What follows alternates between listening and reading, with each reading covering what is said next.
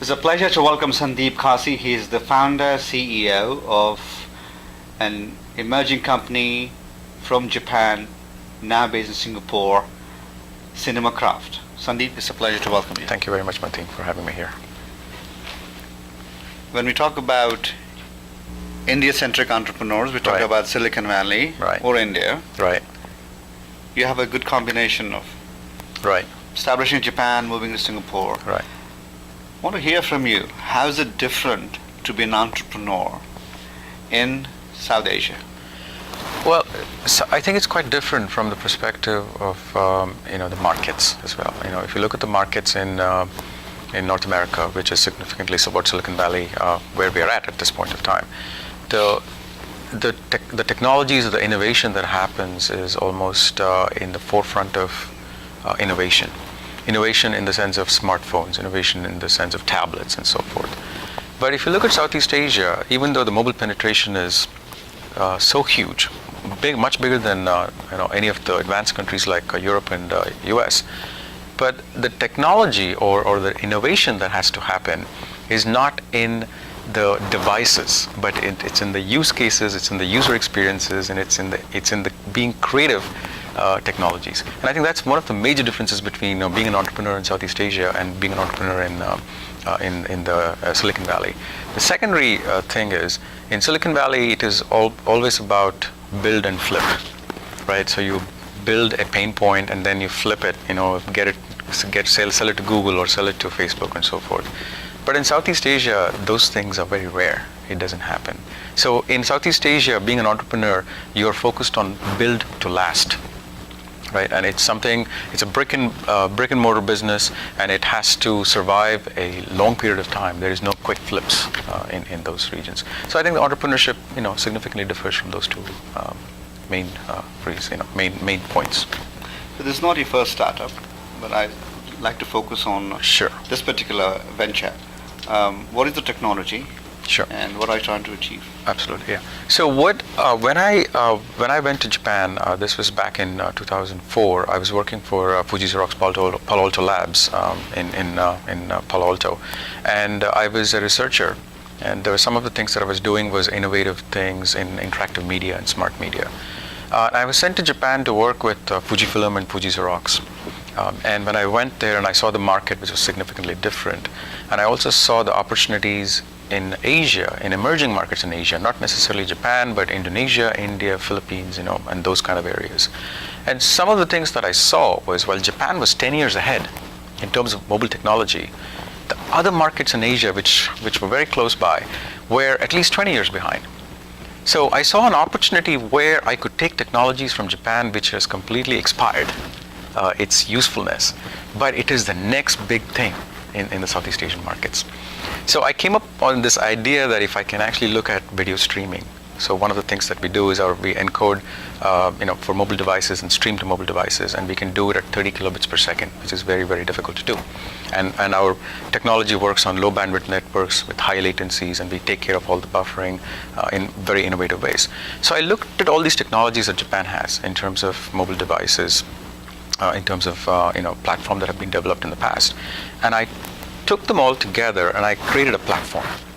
So now the platform is basically can be used by third parties in Southeast Asia to come up with their own innovative applications. So I'll give you a small example. So a Cinemacraft platform could be licensed by an application provider, some entrepreneur, let's say in India, and he can develop a real estate application on using our platform.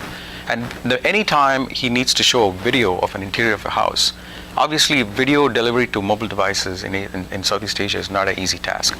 Now that's where Cinemacraft would come in and provide that syndication, right? And then you can see that extending to games, you can see that extending to location-based services and so forth. So we are a platform player. Selectively, we will also release our own applications, which are going to be innovative. But overall, we would expect third parties to use our platform to develop for mobile devices in Asia. So my philosophy is that I would like to create 10 companies that would be using our product. So which means that 10 entrepreneurs, maybe there are 10 exits. And that's the whole ecosystem I'm trying to build.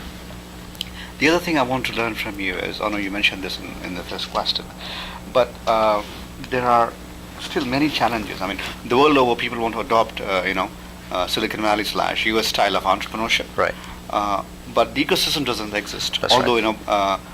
Government and quasi-government agencies try to Right. boost the ecosystem. So personally for you, since you worked here and then Right. you worked in Japan, if you were to pick up 2 or 3 challenges as an entrepreneur, Right. it will be interesting for our viewers to understand that. Sure. First of all, I think entrepreneurship largely I can talk about Japan. That's where I started this company, and now it's focused, moved to over to Singapore.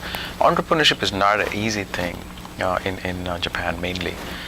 If you look at Silicon Valley, you could get out on a Sunday afternoon, invite a couple of your friends and have them bring a couple of their friends, and then at the end of the day you have a team. And you can start to develop a product starting Monday morning, and you can start to really quickly, iteratively release the products into market. In Japan, it's very difficult to find another like-minded person who wants to be an entrepreneur. There are terrific engineers in Japan. There are very good, innovative, people. But most of these people work for big organizations, and it's a lifetime employment. And they're risk averse. So they will never quit those companies to come and work with me, or work for us.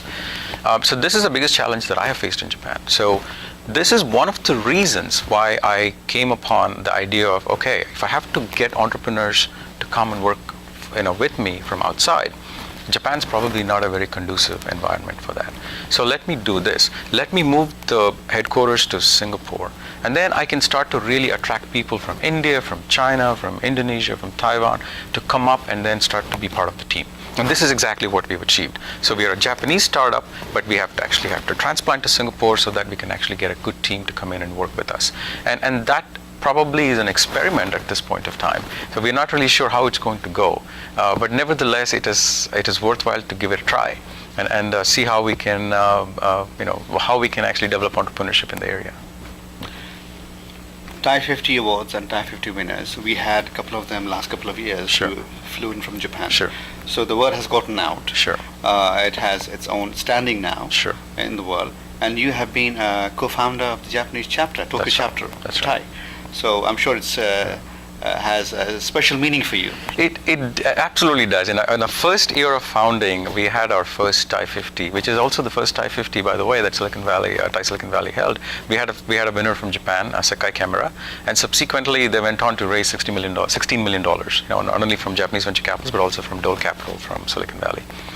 So this was actually a fantastic event for us in the first year, and I had never expected that 2 years later that I would have my own company and I would be coming in and applying and winning the TiE50 award.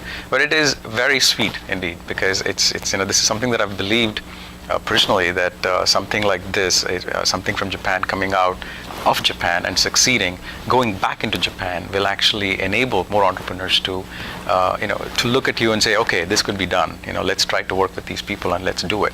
So for me personally, winning TiE50 is great, but it's more important for me that this is good for TiE Japan, and this enables a good standing for TiE Japan. That in the 3 years that we have been in operation in Tokyo, we have 2 TiE50 awards, and that's a fantastic achievement for us.